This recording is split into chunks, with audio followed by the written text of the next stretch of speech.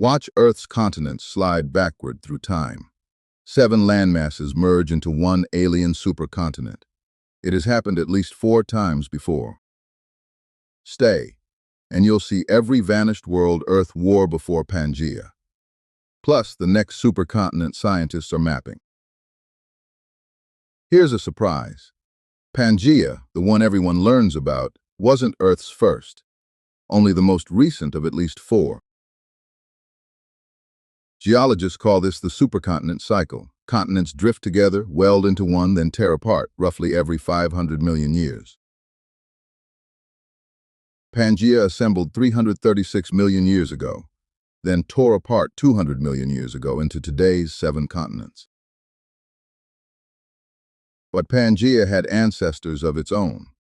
Supercontinents few have heard of, with names like Rodinia, Columbia, and Kennerland. Start with Rodinia. It assembled roughly 1 billion years ago, holding Earth's landmasses together for nearly 400 million years. Rodinia had no forests, no animals, no green, bare red rock, ocean, and a fainter sun overhead.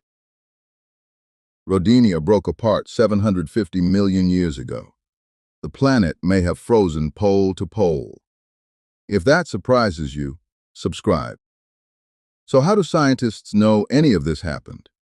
No human saw it, no camera existed, no fossil of a supercontinent survived. The answer is locked in the rock. As lava cools, magnetic grains lock into place, recording Earth's magnetic field. That ancient compass reveals how far from the pole a rock formed and which way it faced, hundreds of millions of years back. Matching mountain belts, glacial scratches, and identical fossils on continents now oceans apart confirm it. Those lands were once joined. But Rodinia isn't even the oldest chapter. Stitch enough of these ancient compasses together, and an even older supercontinent appears. Columbia, also called Nuna, assembled about 1,800 million years ago, long before Rodinia existed. For the next billion years, almost nothing changed, the boring billion.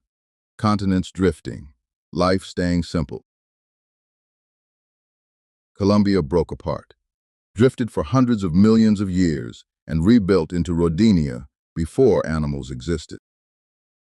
Keep rewinding, and the trail leads somewhere stranger.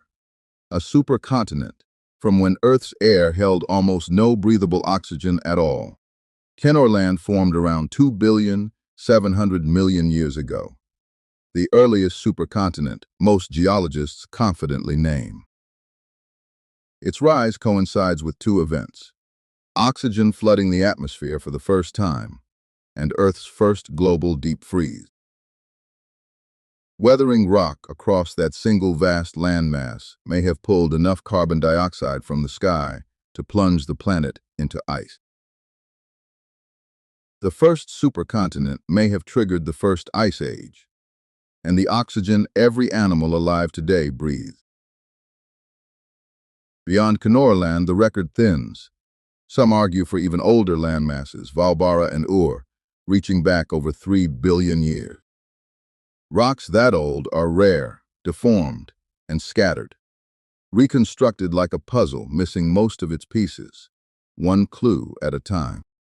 The deep past holds 4 supercontinents: Kennerland, Columbia, Rodinia, Pangaea, maybe 6 with Valbara and Ur. The question, what comes next?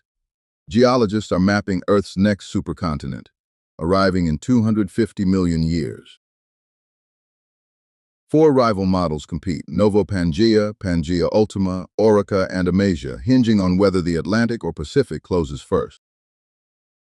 In the best-studied scenario, Pangaea Ultima, the Atlantic closes and the Americas swing into Africa, baking the interior past 55 Celsius. Even the geologist who first modeled it calls it part fantasy, yet the cycle behind it has repeated at least 4 times before. Earth has erased and rebuilt its map, and it isn't finished. Subscribe to watch the next world resurface.